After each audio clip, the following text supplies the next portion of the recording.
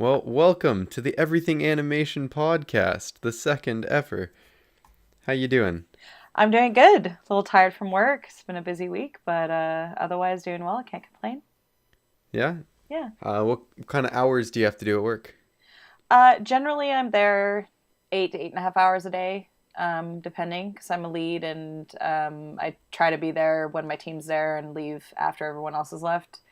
And if people are working late, I generally stay and work late as well for support, so that they have somebody there, and captain goes down with the ship kind of thing. But Yeah, that's generally, at good. my studio, we're pretty well run. It's one of the best productions I've been part of. So working overtime is pretty minimal for the most part. I tend to sometimes put in a little bit of extra time myself just because that's my styles.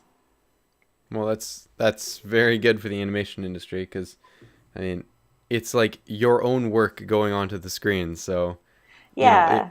the extra time, you will see it. Yep. And the hard work pays off. I mean, I used to spend a lot more time earlier in my career on my work and put in overtime a lot of times when I didn't need to kind of push myself to the next level.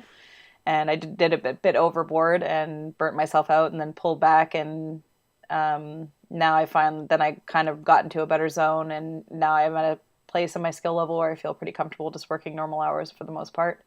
Generally, my extra time's for the team. So, Oh, that's awesome. So, do you want to talk about a little bit about maybe your history in the animation industry and how you got here, what kind of jobs you've been in, what positions, I mean specifically? yep. And not mentioning names of things, I'm assuming. Yes, if you could. Yeah.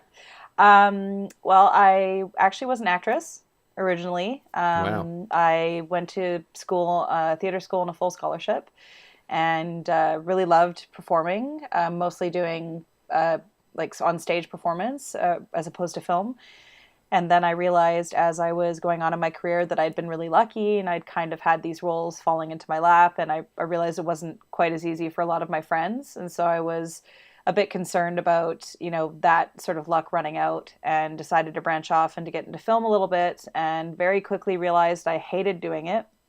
It just sort of stripped everything that I loved about performing away and left me with just sort of boring monotony and really took away the feeling of catharsis that I was looking for, the energy from the audience.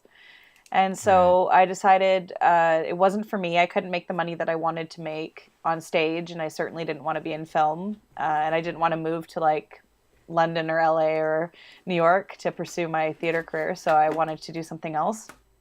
And I got looked into visual art because I'd always been sort of artistically inclined, but never took any training of any kind, and discovered animation and realized that I could be all the characters instead of just one of the characters. And I got that amazing sense of completion in the performance that I want, and also the satisfaction of watching people watch it later and getting their reactions and energy and emotion coming off of my performance. So it really Hmm. did kind of bundle everything that I love about performing and visual art into sort of one awesome science art package. Wow. Okay. Yeah. Uh, so wow. Okay. That's really awesome. Um, And then, yeah, getting into work, I was really lucky. A teacher from school gave me my first job in animation as an animation PA, and which was really just sort of like a junior animator. I did that too. And from there, I worked really hard. First few years of my career, kind of felt like running in a pool. Very much like I know where the other side of the pool is, and I know I can get there. Just no matter how hard I pump my arms and legs, I can't seem to get there any faster. And then after a lot of overtime and hard work and bugging people above me and animators that I really admired to show me what they were doing, I slowly built my skill level and kind of rose through the ranks into a lead position, and then pretty quickly into supervisor role after that. And yeah, Wow. sort of the Well, rest is history. great for you. That's a very impressive story. Like that kind of just blows me away. Great job. Well, thank you. It was a lot of hard work, but it pays Yeah. off. You make the decision and you commit. You can do whichever you want to do. So. Wow. So, being in theater and being an actress, Mhm. moving to animation, did you find that the, 8 hours a day, it's, you're doing not essentially the same thing, but you're not getting any reaction from people for the work that you're doing for months, maybe a year or a year and a half at a time. And do you feel like it's similar to film acting in that sense because you're not getting that immediate that reaction from the audience? Not necessarily. I think part of it, a lot of the stage performance is rehearsals ahead of time, anyways.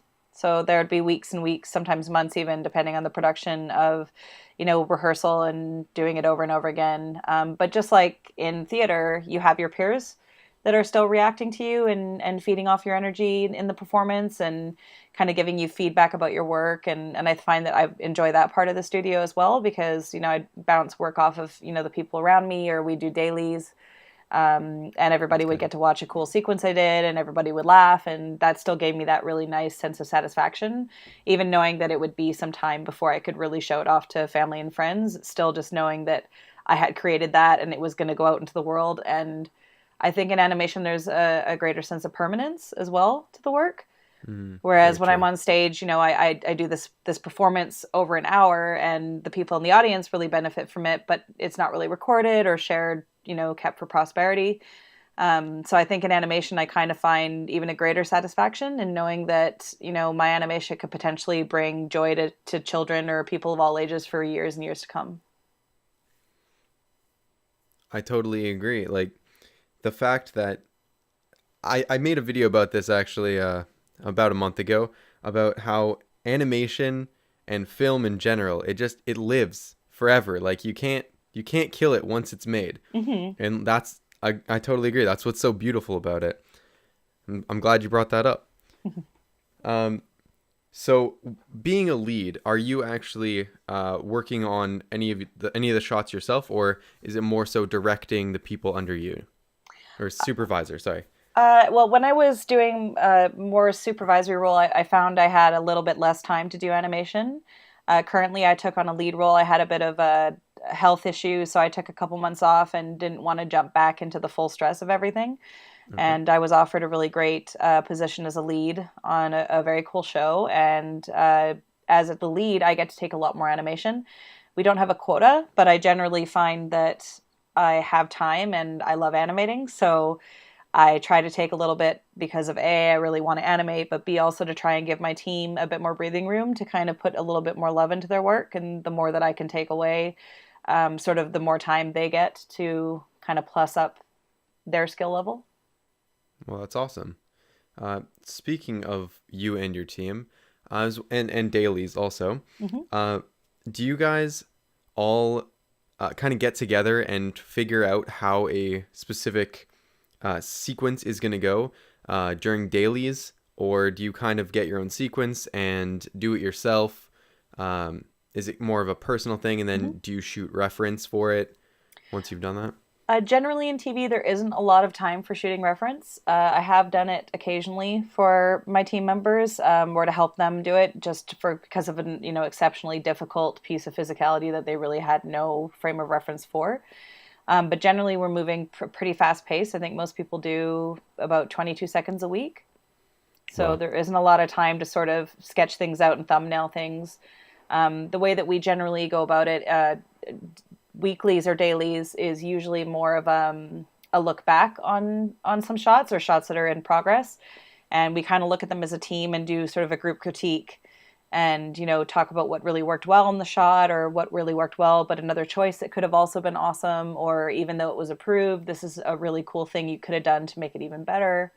And we kind of feed off each other that way. And I usually submit some of my own work as well so that the team has a chance to take a look at my stuff and give me some feedback, because often I find that I'll be working with people that have a really unique perspective on something that I would never have thought of, and I can actually learn from it as well.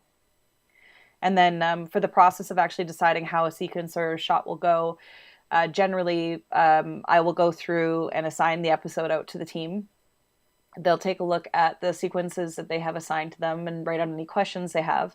And then we'll discuss it between the director and the artist and myself. And generally, the director takes more of the creative vision on talking about sort of cameras and all that kind of thing. And I talk a little bit more about technique and maybe the best way to approach a shot or setups or cycles that are available for that person that would help them kind of achieve what they're going for a little bit more quickly.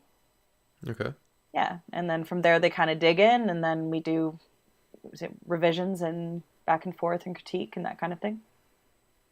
Okay. So, see, I've not worked at very many studios, I'll Mm-hmm. admit that. So that is why I'm genuinely interested about how it works at the studio you're working for. Mm-hmm. Um, so with revisions, is it go through multiple layers? Because in the studio I worked at, it did. It goes through you, and then it went through, for me, it went through producer and then the director. Mm-hmm. Yeah, generally stuff will go through me as the first eyes on things. It's sort of my job to eliminate any technical issues in the animation, make sure that it's achieving what it needs to story wise, and that nothing is broken, and that we're following the direction that was set out either by the director or the boards or a combination of both. And then once I feel like it's ready to go through to the director, whether that means it's approvable or maybe there's something subjective that could work, but I'm not sure if it's the right choice, but I sort of want to leave that up to the director, then I'll fire it through to them. And then they take a look and they either approve it or not. And then it will come back to me again. But if it does get approved through, it will go to the series director, who's above the director. He sort of oversees all of the episodes. And then from there, we deliver to the clients and the broadcasters.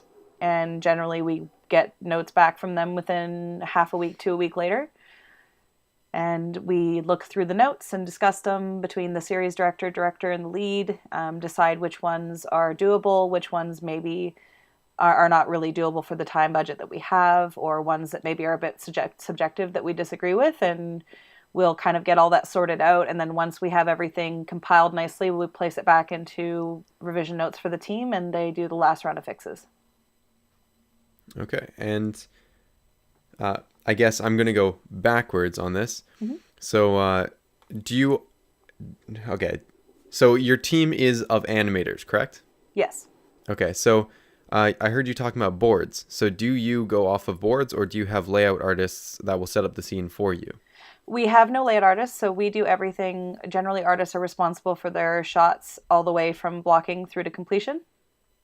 Okay. There will be exceptions when someone falls behind or is sick, or if there are time crunches and somebody else runs out of work. We will sometimes spread around work in various phases to get things done more quickly.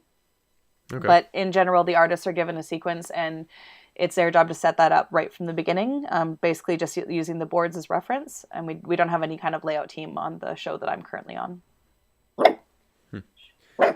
Sorry, I have a little puppy here. That's all right. So I love it. So as far as not having a layout team is, do you feel like that's, have you actually, here's a question. Have you ever worked where there was a layout team doing your shots? Yes, and generally I'm not a fan. I have heard that opinion multiple times. Yeah. I find when I set myself up with my own work, and what I really try to feed into the team and help them kind of develop as well, is making sure that you're really using. I think a lot of people look at a layout or a blocking pass as sort of like a bare minimum, bare bones, just hack something out and then they'll make it look good later. And in general, especially with TV schedule, I find that's kind of a waste of time. I think that it's possible to use that blocking phase to accomplish quite a bit of work, with the intention that your key poses are as strong as you want them to be, and that your technical pieces of animation, like say maybe a cycle that you added, is actually going to work technically for you when you get into polish, so that you can go straight into it and keep working rather than backtracking and redoing a bunch of work and then moving forward. Right. And I find often when it's another person doing the layout, if they may have not set things up exactly the way that you would have chosen yourself, or they may have done a really bad job and you end up having to get rid of it and redoing it anyways. So it sort of almost wastes more time than it saves in a lot of cases, I think. Yeah, I've seen that too. And I have worked as a layout artist, and I have to say, through my experience, that really there's a lot of stuff that the director wants to see in layout that's going to get deleted afterwards. And so just for you to know, in the future, so you don't maybe hate the layout department as much, like the director won't approve the shots unless there's a certain thing that you might have to delete later. So I had, Hmm. in my experience, the director wouldn't approve a shot unless it had camera shake in it, like not camera shake, but handheld, Hmm. a handheld look on the camera. And so we had to add that in for every single shot. But then the director would say, "Oh, that doesn't really look good" on almost every single shot, and the animators would have to be the ones to figure out where we put the um, handheld and take that off. And so Hmm. that's just one example, but Oh, for sure. And it doesn't necessarily mean like going in and doing lip sync and a bunch of other crazy things. But if I'm given key poses, it's nice to be given something you can work from rather than sort of just like a generic blanked face kind of character. And in a lot of cases, I would get certain layout artists that would do a great job. So they would set me up quite well for something, and I would actually find that that would save me time. But I found that often a lot of layout artists are more junior. So, right. especially with shows that are technically challenging, it can often make it harder for them to make decisions that would work really well when it gets to the animation phase. Right, because it's way better if they've worked as an animator. They understand what animators would want from the layout. Yes, exactly. And especially when it comes to things like constraints, I would find a lot of times I would get a layout shot where, a character's holding a ball or something, but they wouldn't have actually constrained the ball at any point. They would have just posed it in a bunch Ah, of positions with the other posing. So you kind of have to work backwards in the shot to get it to work, and can often create a few posing, issues when it comes time to splining things. yeah, especially if you miss some control Hmm. and you don't delete the curves off of that. Yes, I can. I oh man, I can imagine the havoc that could cause. Um, so maybe going off of the whole layout thing because that's boring, right? Um, It's so all working. important. It's all good. All right, true. Um, so um, I'm curious of which school you went to for animation Hmm. I went to Art Institute of Vancouver, which is now known as LaSalle and how did you College. feel about that? I found Overall, I found it to be a really positive learning experience. I think they really did their best to sort of prepare you for jumping in into the actual industry. Often, I remember thinking that I was never going to use something I was learning, or really hated the fact that I was being forced to take a certain course, because I did as sort of the programs that we do there. The first year you spend doing a lot of general courses that are sort of a little bit of everything, so you get a bit of a general understanding of the pipeline. So you're doing a Right. bit of, scripting, and a bit of modeling, and a bit of rigging, and a bit of lighting and compositing, and, editing, and all these things that sort of all kind of work together to create these amazing shows that we make. And I think without that experience, it wouldn't have made me as strong of an animator, because when I'm working, no, I'm not just thinking about the way I want to make my animation look the best, or be the way that I can do it the fastest. I also think about what's happening down the line, and I know that we're one of the first steps in a very long process of other artists that do amazing work. And if we don't do our job properly and set them up for an easy street, then it can kind of be the same experience that I get when I get bad layout, right? Right, exactly. I mean, that shot is going to be passed down from you to probably effects and then lighting and shot filing and Yep. rendering all of those people, right? Yeah, So, absolutely. And so it's important to understand those things, like, if you have a prop that kind of enters, like a ball that falls into screen and then bounces through and leaves, you don't want to just sort of leave that ball floating off screen, because right. then when they go to light and render it, there's going to be this floating shadow Yep. that's there the whole time, and then all of a sudden starts moving, right? So understanding a little bit about the pipeline and how that process works helps you make stronger decisions in your animation, so you're getting less fixes back later, and the people down the pipeline actually love you and want to work with you. That's very true. So in the Art Institute or LaSalle, Mhm. um, did you have like how is the year structured or how many years is it? I don't know very much about it. So it's an accelerated program. So the animation art and design program that I did, it was 22 months, but most of the instructors described it to be the equivalent of a 4-year course that's been sort of shrunken down into that amount of time. Right. It was very difficult doing it as full time, taking on all the classes sort of the way that the program's intended to be done. I think a lot of my friends who were through the course had a bit of an advantage of taking it a bit more slowly. It took them longer to graduate, but I think overall it gave them a lot more breathing room because it is really intensive. And I think we had something like 30 hours of classes a week, and then tack onto that anywhere between 30 and 40 hours of homework. Wow. So it was sort of, I remember pulling multiple all-nighters in a row. I remember at times completing, we could work through the night. It was 24 hours. So I remember often like completing an assignment at like 3 a.m. and then just like curling up with a blanket under my desk until my class at 8 a.m. Oh, that sounds really fun. Yeah, well, for me, I went to school a little bit later as well. Like I told you, I went through Yeah. the sort of theater route first, and then kind of came into the animation game a little later. So when I got there, and I had no computer training at all either. So I think before I started school for animation, my most advanced program I had worked with was like Kodak EasyShare, like cropping and red eye.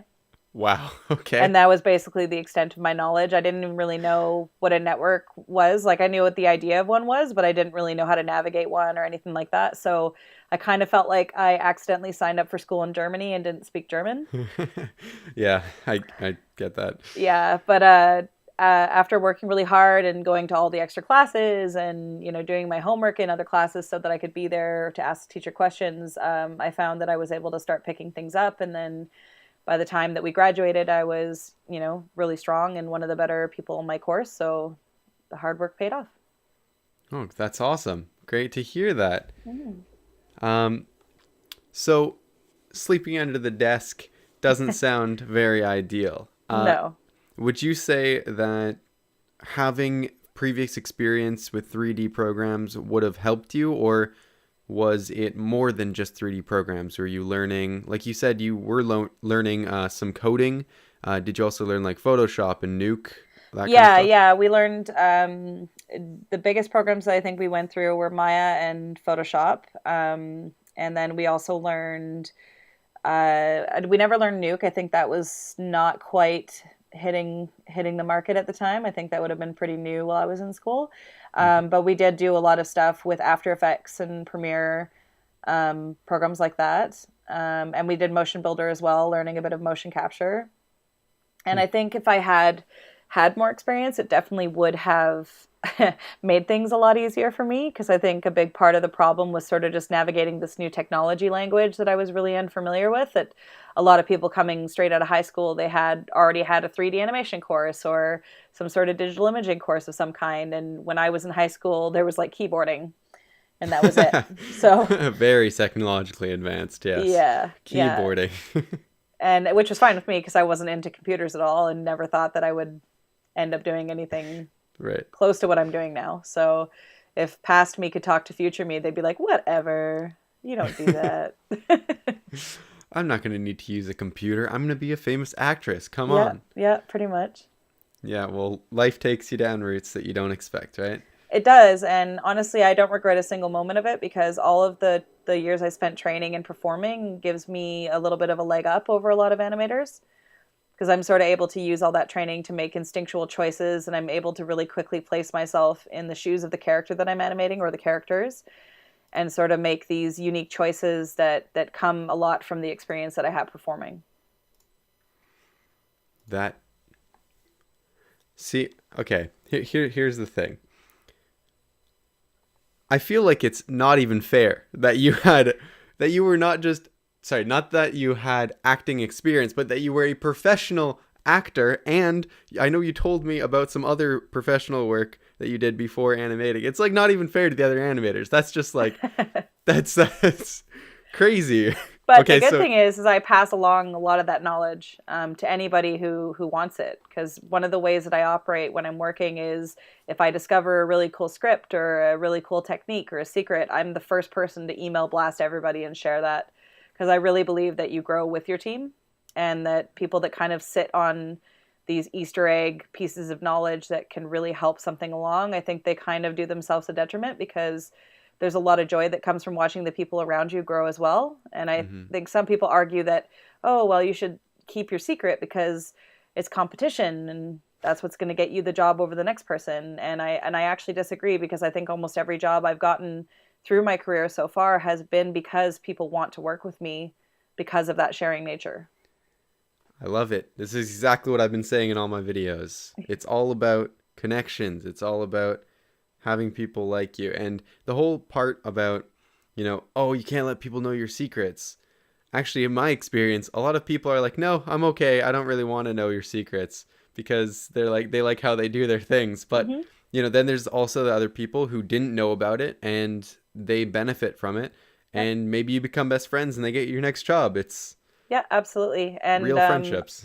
I don't force anything down people's throats, even when I'm doing, demos that superiors have asked me to give because they want the team to be doing certain things that I'm doing.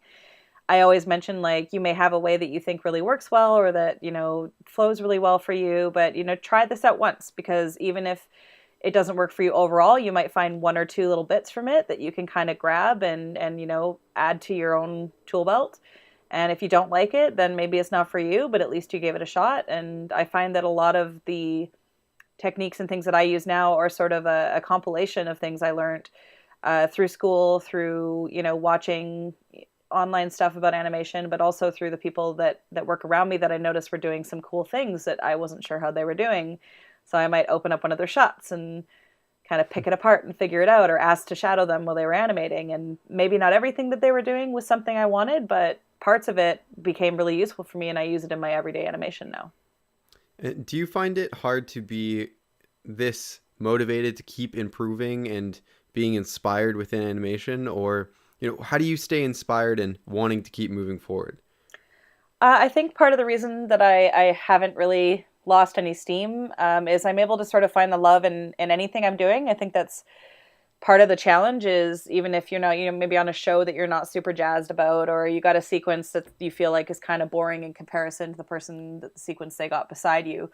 But it's really about realizing that every piece of the puzzle is really important. And even though you have maybe a less exciting sequence, it doesn't mean that you still can't put a lot of love into it and really, give it that life and that energy that the story needs, while at the same time feeling satisfied with what you're doing.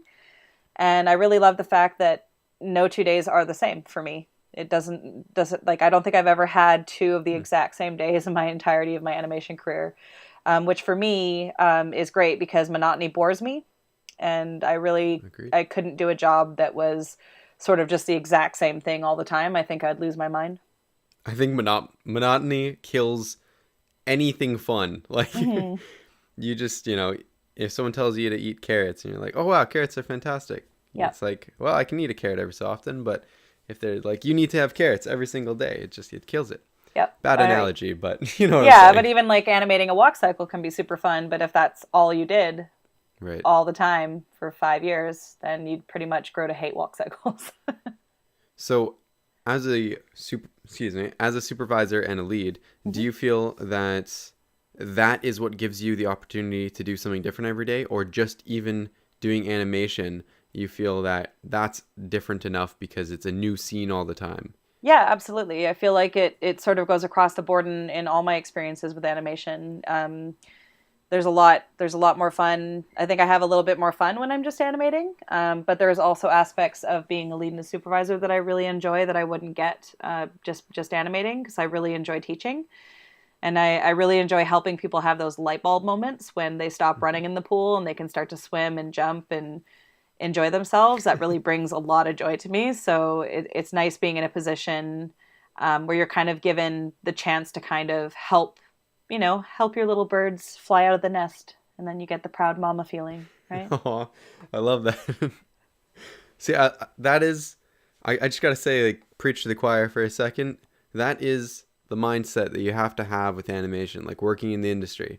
It's like, it is every single day. I'm not working as an animator and it's the same thing every single day. This is a new shot. How can I make this shot the best I can? How can I, help the people beside me improve their shots? How Mm-hmm. can I be a part of this team, a part of this show? How can I make this show the best? And it's awesome to hear from someone that is living that and is super successful because of that. Thank So you. yeah, thank you for coming on. I mean, I'm not done. I just thank you for coming on. No problem. Um, so you told me about some other things you worked professionally as. Hmm. Do you want to talk about those? Because I think they're pretty cool. I feel like I'll give you the opportunity to say what they are because they're Sure. pretty awesome. Yeah, so earlier in my performance career, I was a large illusionist. So I would perform large illusion magic on stage internationally. That's so Um, cool. it was a lot of fun. I was more the assistant side of things, so I would be the person that was cut up into five pieces or changing costumes instantaneously, that kind of thing. I had a few of Oh, my own tricks, but in general, it was sort of supportive magic, I guess you could say. wow. Um, I've also performed professionally marionette puppeteering and doing voices. And I'm also a certified clown. I had training from a Cirque Soleil I love that. um, professor who basically took me through the rigmarole and gave me an official certificate. And it's a little different than you would imagine, sort of not the red nose makeup kind of clowning, but more the clowning that you see in Cirque du Soleil, where you kind of fully embody sort of a really exaggerated character in some way, and you just live in that character. And I think clowning is really great that way because it brings a sense of presence that's missing from a lot of performance. And that's one of the Yeah. reasons people love watching kids and dogs is because they're entirely present in the moment, and they could be doing something as simple as scratching their butt or brushing their teeth, but because they're so in the moment, it's completely captivating to watch. That, oh my God. I can't even imagine those experiences. Like, that sounds so cool. I think it comes from not saying no a lot in my life. I've been given a lot of really crazy opportunities where at the moment I was like, oh, could I do that? Or, oh, maybe is this something for me? And most of the time it was just sort of this gut feeling that said, yep, let's give it a whirl. So I think a lot can be said to, snapping up the opportunities that you're presented, right? Yeah. And how did those opportunities come about in the first place? Sometimes it was through somebody. So the way I got into magic was through a fellow person I had graduated theater school with. A year after we graduated, they started performing professionally with their partner. And we sort of looked very similar, which would add a really cool kind of twin Uh, kind of thing into their act. And right. so they knew that I was good on stage and I could dance, and basically said, "Are you interested in possibly maybe doing some magic with us?" And I was like, "Yeah, that sounds friggin' awesome." So That's so cool. jumped into that.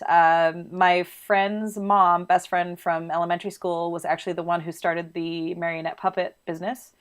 And I was sort of roped into that through knowing the family and them knowing that I love performing, and just sort of things like that. The Cirque du Soleil opportunity came from a movement instructor who I worked with, who also did Cirque du Soleil training, and I took an outside course at his recommendation. And yeah, so just sort of saying yes to one thing opens the door to a bunch of other things, and yeah, it's kind of a lot of Wow. luck of the draw, I guess. And I don't know how you feel about your past experiences, but I feel like they all I feel there could be some correlation between you being a good animator and being a professional clown and working with stage magic and doing marionette puppets. Yeah, absolutely. And I competed in improv as well. I was a captain of an improv team, and I Oh think God. the combination of those experiences really does play into my everyday work. Like even magic, which you'd think, okay, maybe the performing part of it, but as a magician, one of the most important things is to control where the audience is looking at a given time. So, I'm waving my fancy hand over here so that you can't see the hand that's sneakily grabbing something that you're not noticing, sort of thing. And Right. that comes in really handy when I'm, doing my work and setting up my shots is, where is it important for the audience to be looking at on the screen? So I Exactly. make that the most compelling part of the image, so that I no one can control my audience's experience of the story. If that makes sense. It makes complete sense, especially if like I did go through Vancouver Film School, and it that's I mean if you went through any film school, they probably taught you about where the attention is on the screen, Mm-hmm. and you had years of experience, or I don't know if it was years necessarily, but Yes, here's. okay, years of experience Yeah. already being able to do that. So that's like I'm sure even though you didn't have the experience in 3D, you had experience in the actual acting part of it. Hmm. And that I'm sure propelled your animation like to nothing else. Here's a question. Did you make a demo reel from LaSalle? I did. Was that part of the course? Did they give you some time and critique and whatever specifically for your demo reel? Yes, that was a few courses were basically dedicated to planning, making, and executing your reel. And I actually, my student reel, although I was told it was quite strong, it could have been a lot stronger. I ended up spending a lot of time completing a short film with a few friends that we had Mm. started in a production class the previous semester. And we didn't quite get to finish it all the way through. And I think we were only one of like three of the short films in the history that actually ended up getting finished because we dedicated ourselves afterwards. And at the time, I remember slightly regretting it because thinking my reel could have been so much stronger. But ironically, I got the first job I got because I made that decision to follow that film through to completion because the person who ended up giving me the job was the instructor of that class. Wow, okay. So, in my experience, people who have tried to do films from film school, very ironically, are not the ones that get jobs. And the thing is I mean, they saw how hard you were working, right? So, Mm-hmm. that contact is really what got you the job. Yep, that That's and I think the drive to see it through to completion. I think that's sort of something, especially in TV, that's well, really in anything in animation, because you might have something, then you get these crazy changes, and all of a sudden the only option is working some overtime. And yeah. I think he realized that I was one of those people that was willing to put that time in when needed and cared about the project more than I cared about just going Your free home. time. Yeah. Yes. Yeah, that's very true. I didn't mean to like take anything away from you. I meant like the contact got you the job because he saw how good you are at animation, how much um how good you are for the job. So Yeah. I wasn't trying to just so they just because in my head I'm like, yeah, that could sound bad. I didn't mean it in that way at all. All good. Um, all right, thank you. um, so about how much time was dedicated to, or I don't mean specifically for your project, but in general in LaSalle, how much time is dedicated to that final project, final demo reel? Sorry for the slurred speech. um well, I guess it was two classes a week for the last semester that we did. So there are 4 hours each class. So I guess about 16 hours a week for 3.5 months, something like that. And then any time that you spend on your free time, which was all the time, Right. trying desperately to get everything finished. And then once things were finished, trying desperately to get everything rendered and edited. And put at the time, they required us to do hard copies. So we had to spend a lot of time burning discs and making covers Wow. and all of that kind of thing. Thankfully, we don't, do a lot of that because it ended up being pretty wasteful. Yeah. I think they do it with the intention that you're going to have to apply it like 50 places before you get your first job. And I was really lucky because I basically went to meet my previous instructor for lunch, and he was like, "This is basically an interview," and I was like, Oh, "Oh, okay." And he that worked out. basically, yeah, he knew everything about me already, so he's like, "It's basically just a matter of if you think you're ready for this," and I'm like, "I am ready for this, and if I'm not ready, I will get ready." And he's like, "All right," so gave me the job, and he's like, "Start Monday." And that was basically it. Oh, that's the way to do it. Hmm. Um, so I know personally, if I could go back and change anything, I wouldn't because I do like where my life has gone and the people that I've met.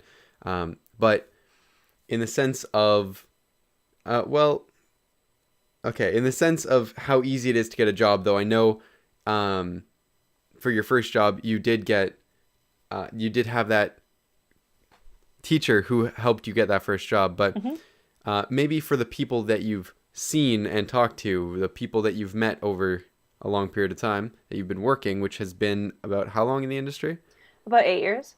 Okay, so in that 8 years, would you say that the people who have tried to make films from film school, they have a harder chance or a harder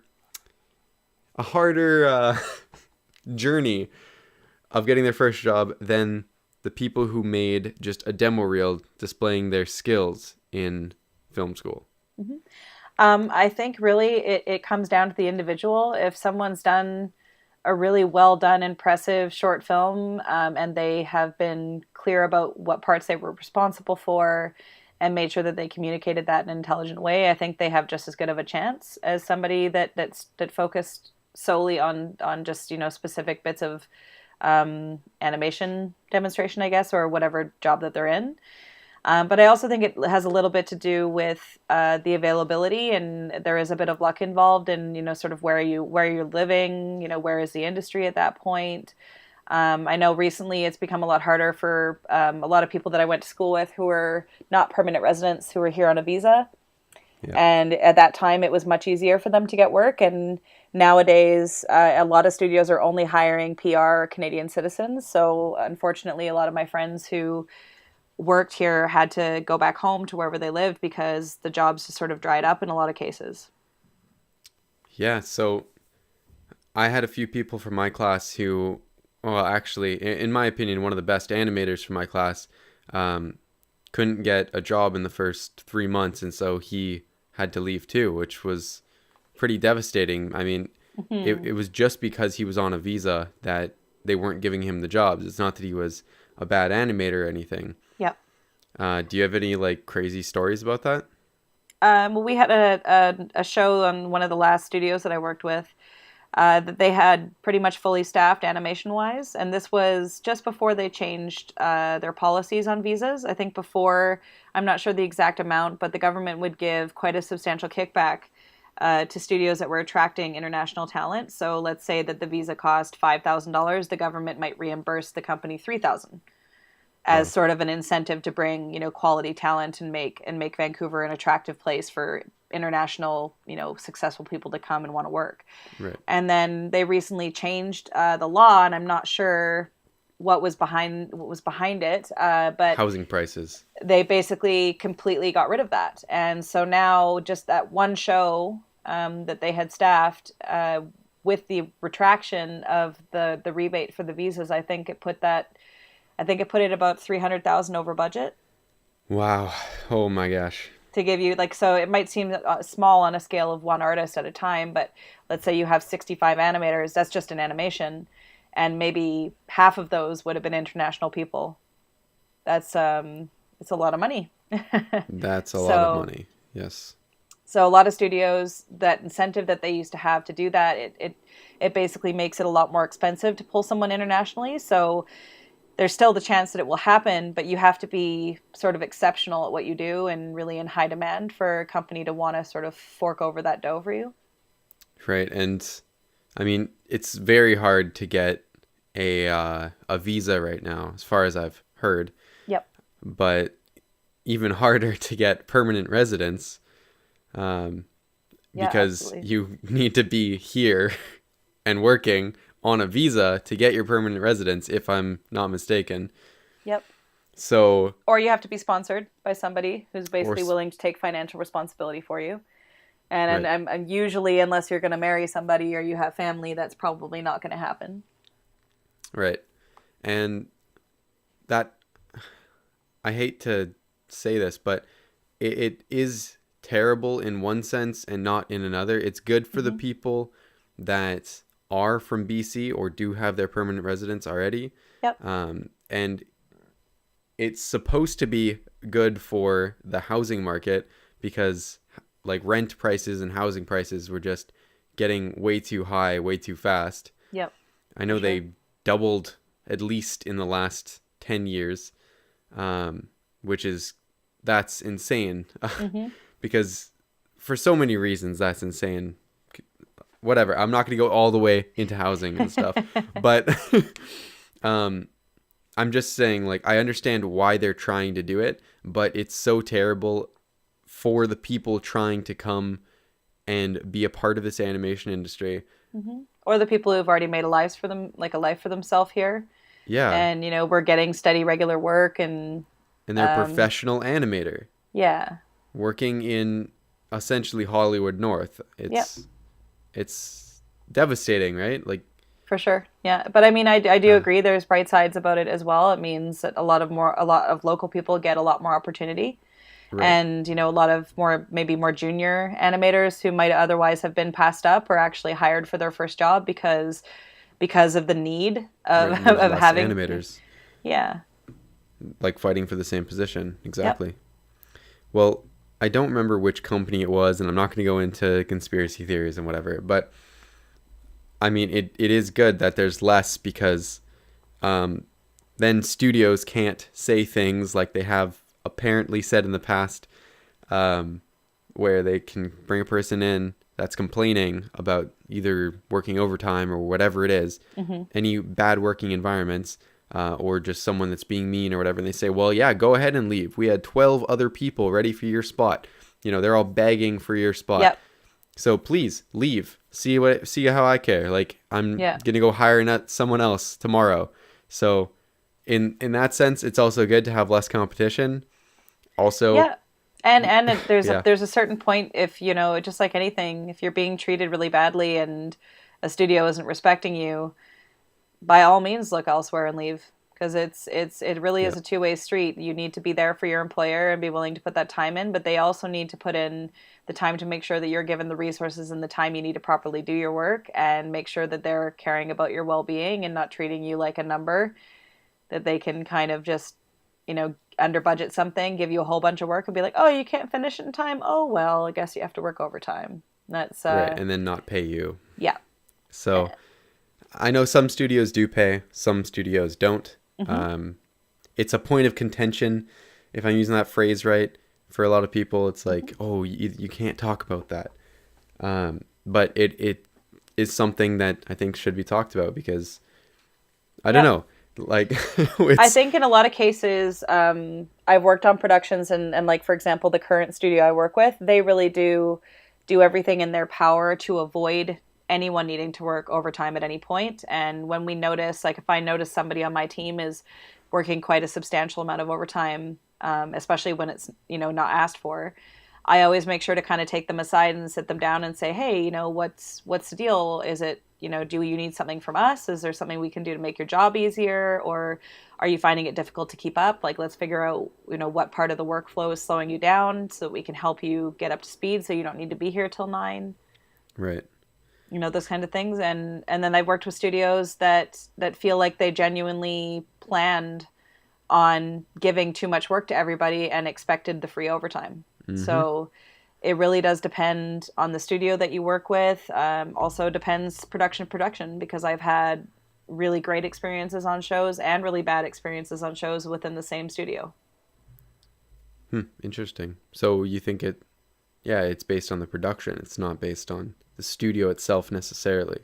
Sometimes it can come down to just like a management problem, where they're sort of doing Nice. something across the board that they know they're getting away with, getting these shows because they're bidding cheaper budgets, but really they're not going to be able to do the show for that budget. They're just going to try to pass that off to the artists and have them work for free, right? Yep, I think I know which studio you're talking about, but we're not going to use names here. Just for the people listening, if you are in a situation like that and you financially, you're not financially strained too much, leave. Absolutely. I mean, by all means, give them a chance to improve things. Voice your concerns. Yes, Just agreed. like anything, if you were having an argument with somebody, you'd want to like say, "Hey, I disagree with you. Let's talk this out a little bit." But if they were going to respond the way that you were saying earlier and saying, "Go ahead, leave. I have 14 other people lined up for this position." If they undervalue you that much, it's not worth your time to be there, especially with the demand being so high in this industry. That will catch up with them very quickly, as I've seen it happen across a Hmm. few studios where they started down that path, were warned multiple times, and begged to be changing things and never did, and then all of a sudden we're in a position where they were losing shows because they simply couldn't keep staff. Right. because no one wants to work at a place that doesn't respect their employees. Yeah, and that's in any industry, right? Like Yeah. if you were doing any kind of job, if you really felt like you were being disrespected and not given the resources that you need, and then for some reason getting in trouble when you weren't able to meet really unrealistic goals, I mean, that's not a good environment for anybody to be in. No, it's not. And it here's the thing is I know that this doesn't happen everywhere.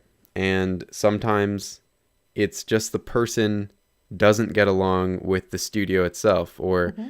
they might have a personal problem and blame it on the studio. So, Hmm. I've you know, also if, seen that happen. yeah, and if you are a person, you see, you don't know if you are a person like that. I was going to say if you're a person like that, but, Well, I you think know, there's a great deal to do with, being a really strong employee is also being self-aware. And I think there's, I've had people that I've worked with that they just have a hard time if anybody disagrees with them, period. mhm, But part of the nature of this job is being malleable and accepting critique and understanding that this isn't your personal project. You're being paid to create something that's someone else's vision. And as much as you might have thought that the shot would have been way cooler the way you first did it, it's up to you to bite the bullet and do what's being asked of you, because ultimately you're part of a cog in a machine creating an overall vision. right, exactly. Yeah. Let me just look through our notes. Um, so one thing that I'm thinking about here is, okay, so personally in my experience, when I was at school, they taught us Maya 2016. Hmm. But now, I don't know if you have heard about the new show Next Gen on Yep. Netflix. I saw it. Yeah. Yeah, it was done all in Blender. Hmm. So how versatile are you, and how versatile do you feel that you have to be in the animation industry with the programs that you know? Um, I feel like I'm pretty versatile. I think, especially coming from how difficult school was for me, I've been able to sort of, pick things up pretty quickly. My first job was actually in XSI. I had been trained Hmm. entirely in Maya.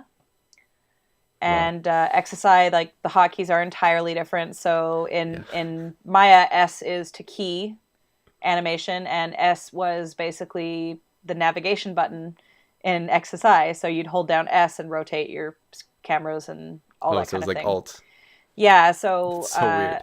I was sort of given the opportunity to cheat and use Maya hotkeys, but then they were like, but then if other people try to help you at your computer, they won't be able to because they all know the XSI hotkeys and things like that. Right. So I decided just to go full into XSI, and it took me probably a good few weeks before I felt super comfortable in it. But I think it's just like anything, it's a decision. And if you decide that it's worth your time and something that you need to learn, you will learn it. Hmm. You're very well spoken. I Yeah. just totally agree. Couldn't have said it better myself. Thank you. Um, so I you told me this earlier, and I'm not gonna say exactly what it is for, but you're getting an award for your animation. Possible. I've been nominated. You've been nominated. Nominated, Okay. yes, along with Well, many other very talented women. So I'm not holding my breath, but I'm certainly going to put my hat in the ring. okay. Yeah. Well, I I I I give the award to you. That was like just talking to you. I think you deserve it already. Well, thank you. That's very nice. Thank you so much for coming on the podcast. Yeah, it was my pleasure. It was great talking with you. It was great talking with you too. And I wish you luck with winning that award. Thank you very much. All right. I'll be able to talk to you again in the future. Maybe if you've won the award or you do something that you want to talk about, feel free to Yeah, come back on. awesome. Thank you. I'll take you up on that. Awesome. Thank you so much. Okay. And You're welcome. thank you everyone for watching. And don't forget to smile. I'll talk to you guys in the next one. If you have any questions, leave them down in the comments down below. Would you be wanting to answer some of those questions? Sure. So if you have any questions about the Art Institute, about being a female in the animation industry, about working as a lead, working in TV, whatever it is. Ask them down in the comments down below. And if I can't answer them myself, I will get my friend here, who I don't want to use her name, to help me out with the answers. And I'll see you guys in the next video.